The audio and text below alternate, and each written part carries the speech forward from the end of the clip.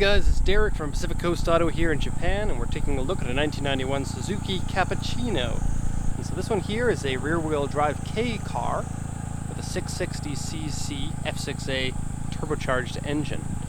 And so K cars are usually small, cheap commuter cars, but back in the early 90s they made a bunch of sports ones.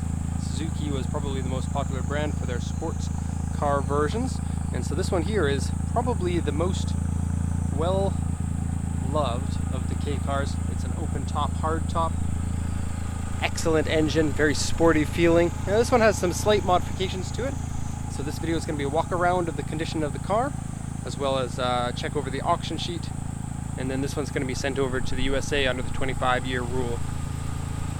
Okay, so first off, the coolant and the oil both look really good here. No issues at all with the running condition. Now we bought the car, and then when it was shipping in here it wasn't running properly. We sent it to the mechanic, and then it turned out that it just needed a new battery. The auction sheet said that the battery was dead, but it seems like the electronics of the car didn't like having a dead battery, and so the engine wouldn't run that well. Changed the battery and replaced the fuse, and then now it's running fine. These engines are super lovely. They can put out a good amount of power. You can't get a super high power number, but you get a lot of fun to drive in the very lightweight chassis when it comes to that engine. And it's the same engine that you can find in the Alto Works and the AZ1 and so many of the other really fast K cars. One of the very few rear-wheel drive K cars though, because most of them have transversely mounted front-wheel drive engines. It's very cool to see the rear-wheel drive longitudinal, even though the engine itself is only very small. Now at stock it puts out 64 horsepower, but I believe very strongly like it was actually more power than that. The K cars are regulated to a maximum of 64 horsepower, or 64 PS, pardon me. And so I think, having driven a number of these, probably the stock outfit was probably somewhere around 75 or so. And then modifications, you can get it up to about 120 to 140 fairly reliably, and then you can get it higher if you want from there. So timing belt was changed in 2013 according to this sticker. It has an aftermarket blow-off valve, and it sounds lovely when you shift. Also has aftermarket golden piping, the best color for radiator piping, I suppose. ARC intake, strut tower bar and suspension, and then the stock intercooler, which is right in here. And so you can see, very cool, simple design. Exhaust comes here through the intercooler and then over to the intake there. It also looks like the pulley down there might be a lightweight one because it's blue, and then we got not an aftermarket, a replaced at some point alternator down there as well. Okay, gonna lower the hood, and I believe this hood to be made out of aluminum because it is very lightweight. This clip is a little bit broken. Okay, and the first thing you'll notice with this car is the aftermarket front bumper and the very cool headlights. The typical headlights of this car don't look like that. So to give us a very nice look, aftermarket suspension, aftermarket wheels, cool looking car. And this is a repaint to a different color, and so it's a unique looking car in that respect as well. Okay, so here's the auction inspection seat, and I'll go over this and translate it for you. It's a 1991 Cappuccino, and cool thing here, they took the Cappuccino badge off the back. I left this open so you can see the size of the trunk.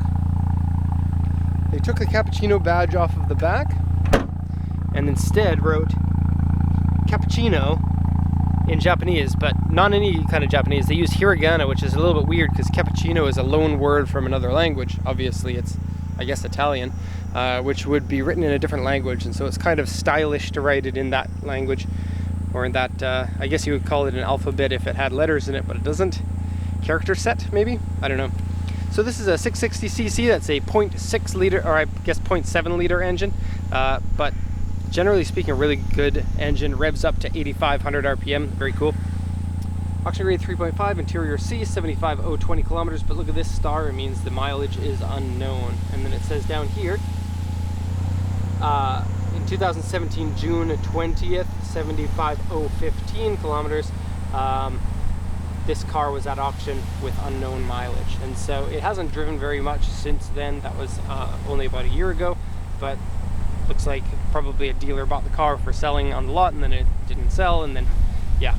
So color change to navy blue, aftermarket wheels, exhaust, and roll bar. A very nice roll bar actually, and it would look killer with the top down. Various aftermarket parts, so see in person for details. Okay, and interior is dirty.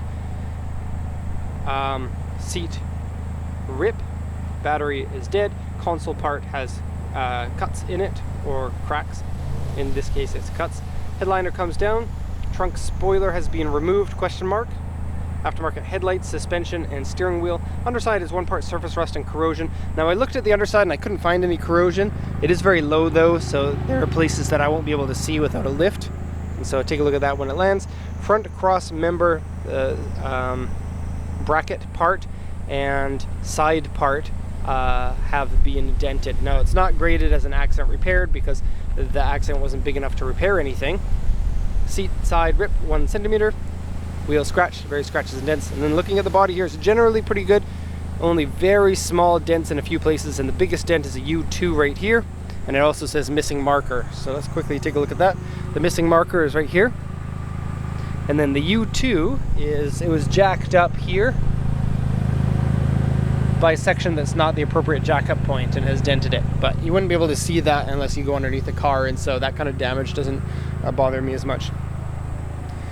Okay, so let's do the once around here, and there are a couple of goodies inside, some extra gauges that I'll show you that weren't mentioned on the auction sheet. Those out. There's a man crossing, I'm not going to record him. Okay, so the top comes off in sections. You can either have it as a T-top or a targa, or see this back window, it can actually go down into the body and then be a full convertible. So it's kind of cool, you get to choose which style that you do for this. And I think that the structural rigidity of the car is pretty good considering it's an open top. It has very deep sills, most likely for that reason. I do like the front bumper on these. I like Cappuccinos in any form and shape, modified, unmodified, anything. The NK wheels look great on it, the fitment is good. And I mentioned in the other video that the originals are 13s, but the originals are actually 14s, and those are 15s on there. And it's nice to get cheap tires for a car like this. Good, cheap fun. And very fun to drive these, especially with how small and how nippy they are. And how fast. It's surprising how fast these are. And then if it's not fast enough for you, it's pretty easy to modify. Okay, so the exhaust is cool. It's actually quite loud, which is probably funny in a car like this. It looks like there was a ducktail spoiler on here at one point, but that's been removed, which is a shame because a ducktail would look great on these.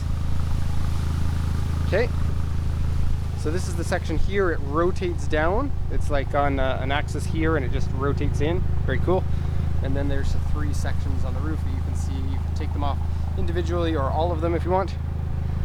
I'm 5'10" and I fit in the car basically perfectly. I think if you're 6 foot, you can pull it off. I think if you're over 6 feet, it depends on the shape of your body. Some people would be able to work in a car like this, and some people wouldn't. Okay, so vinyl door cards. Generally good design, I think. The one on the passenger side has some deformation in this section here. Okay, leather seats. Very cool. And the seats are fairly comfortable, and unlike the AZ1, you can actually recline them to your liking. You can see the passenger side one is reclined there a bit. Seatbelt has some damage to it.